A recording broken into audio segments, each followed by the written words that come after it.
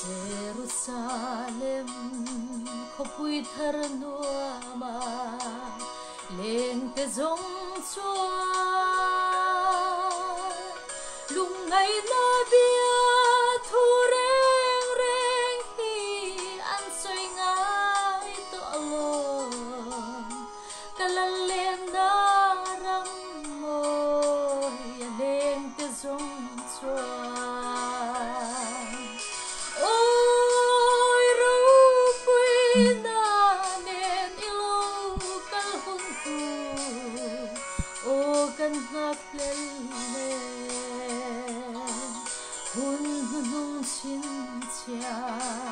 na te zong po alo theng zel ta si a eng te ka nge tan sa te cha tuan zalen na ni tu kan lom na ni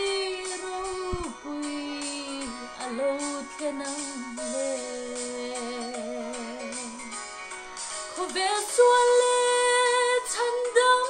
na thu xin là vang đón lâu cơn tỏ mây rồi có về hồi her lệ nông chân na rèn hi kham lúa lal pa liya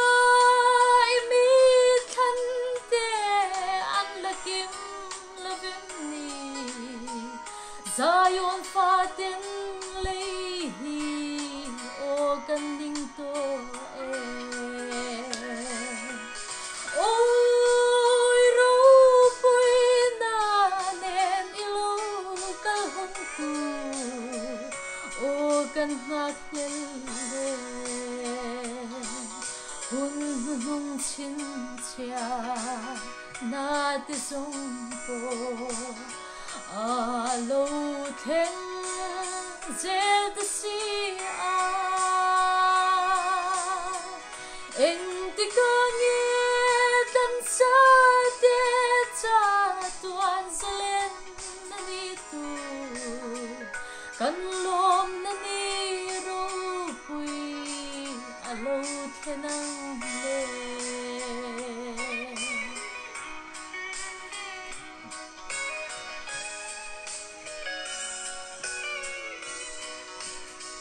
Hallelujah, berando ngakan leng dong si. Oh hallelujah, kan soi le kan shi hingai thalova leng te zong chua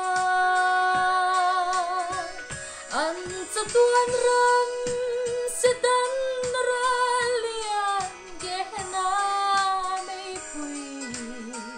an chang to don si a apoi don mang ne oi ropui na nen ilo kal hong tu o kan hak le hun nung chin chia na te zong po alo theng zel ta si a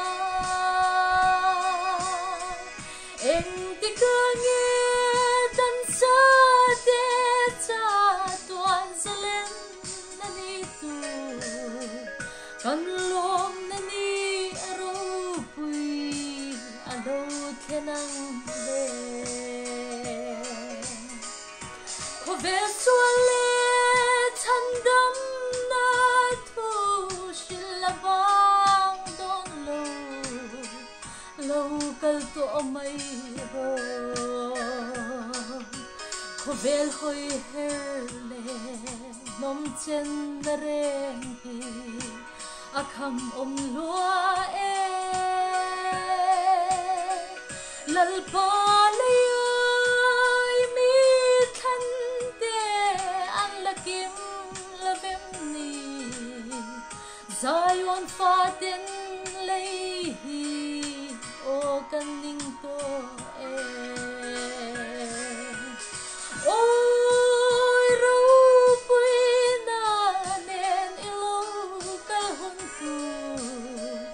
o kan ngak le hun nung chin chia na te zong po